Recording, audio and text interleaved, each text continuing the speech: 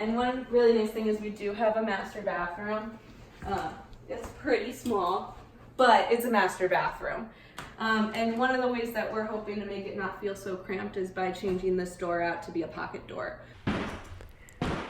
In today's episode of The Living Flip, Julie gets her wish.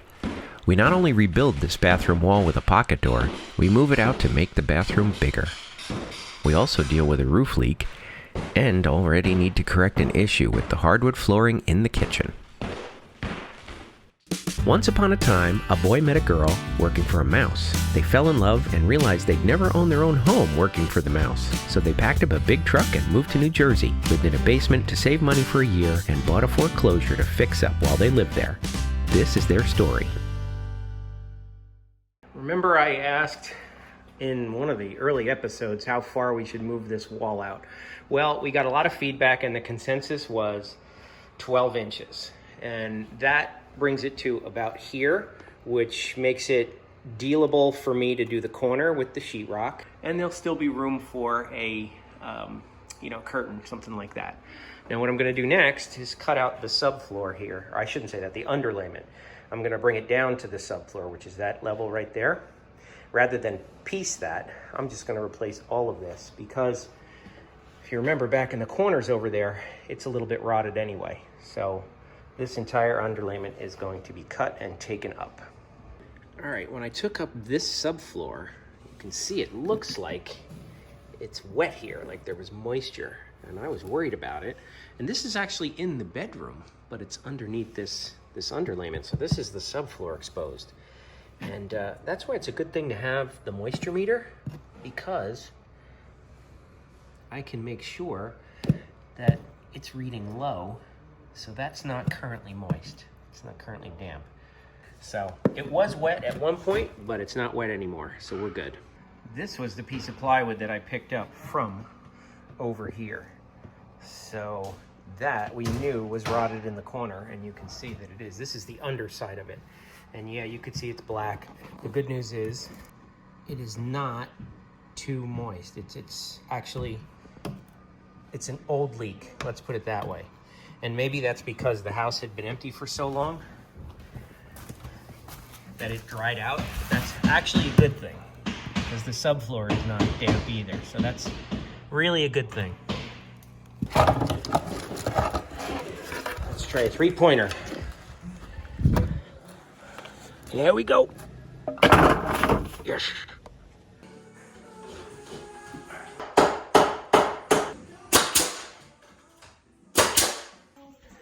Yet again, the laser level comes in handy to make sure that this opening is perfectly flat, straight, level, square, or whatever before we hammer it or nail it home.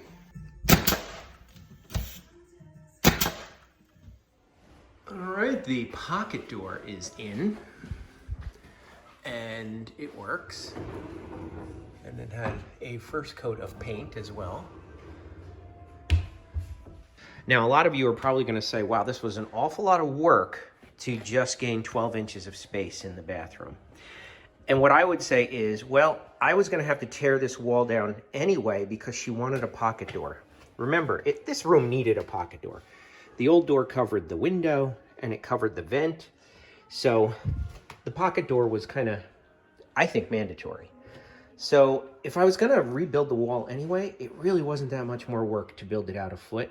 And that foot is going to provide so much more space in here because it was such a small bathroom. Then I've got to we're going to figure out how much bigger of a vanity they can put in here. And we'll have to figure out the plumbing too. Now the next step is to put on the sheetrock out here and to patch the wall so that we can at least get this room painted and get the floor down, because as you can see, the flooring is making its way down this end of the house. In fact, we got the pink room started. It's not pink anymore, but we still call it the pink room. Say hi. Hi. In the continuing saga of buying an old house, we discovered the other day when it was raining, before it snowed, we had a leak up there by right where the vent goes through the roof And we put a bucket underneath it, and there's no water in the bucket, so it dried up. So it wasn't a lot of water, but even a little bit of water gets into your insulation and gets into your sheetrock, and so we definitely do not want to finish this bathroom knowing that that pipe is leaking where it goes through the roof. Now, lucky for me, or should I say Julie and Josh, I happen to have a neighbor who has a construction company, and he's very experienced at doing roofing. So he came over, and thankfully on a very cold and windy day, he got up on the roof. Now, are you going to remove the old one or what? Huh? You going to remove the old one? Yeah. So I'll see if I can save this. Okay. But just install it properly. Okay. It's brand new, you know? And he took apart the flashing from around that vent pipe, and he reinstalled it with some good rubber sealing material. And then he was kind enough to also take down the 2 satellite dishes and repair those shingles as well. Ooh, it's breezy and cold. God bless this man. So special thanks to Bob Bridgman. We really do appreciate your help. What does it look like when a satellite falls to the ground? Oh, Just like Sputnik. like Sputnik. Check this out. I know it looks like a big piece of cardboard, but the room is done. This is what was known as the pink bedroom, and it'll continue to be known as the pink bedroom probably until somebody occupies this room in the future. So that's done. And while there's still mess going on in the master bedroom, we are going to get started on this bedroom next. So all this storage stuff has to either go in the basement or it'll be staged over here in the pink room. This was the blue room. Blue and pink. I guess it was boy and girl. I don't know. I think that's a safe assumption. But that's going to be next.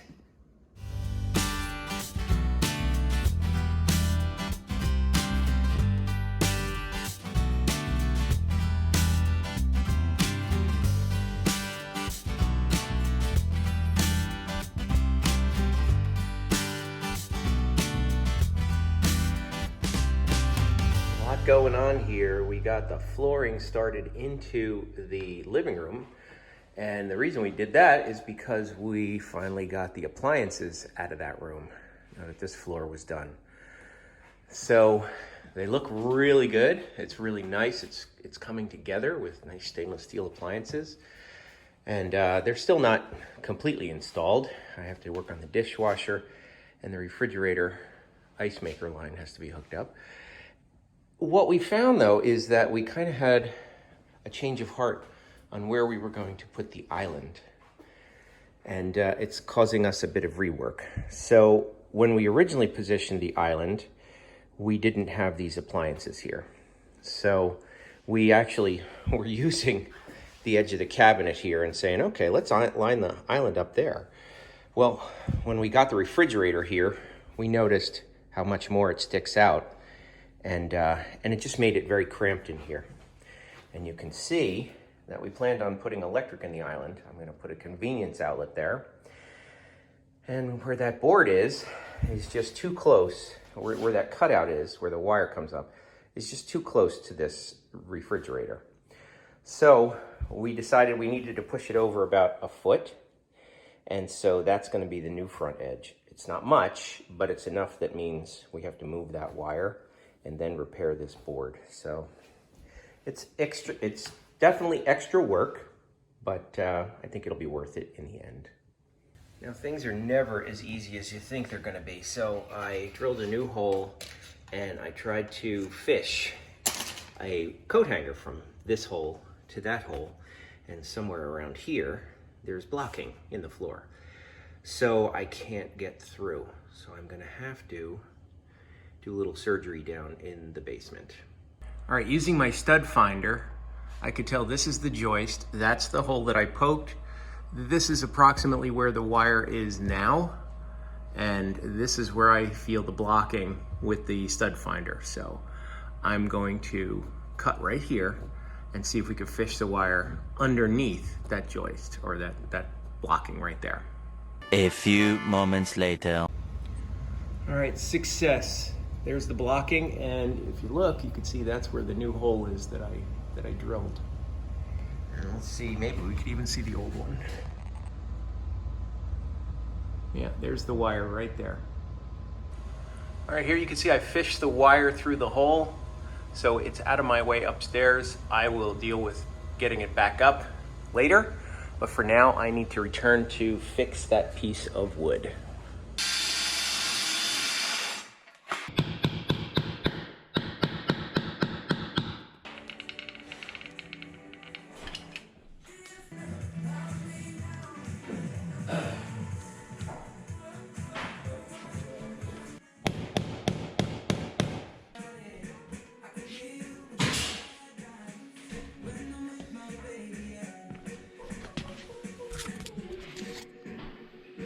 You never know.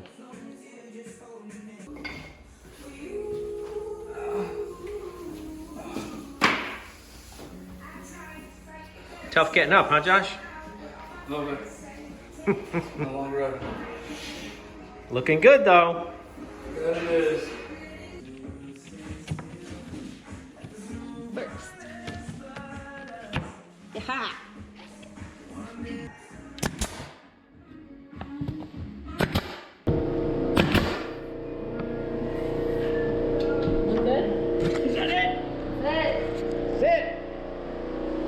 Living room done. Good.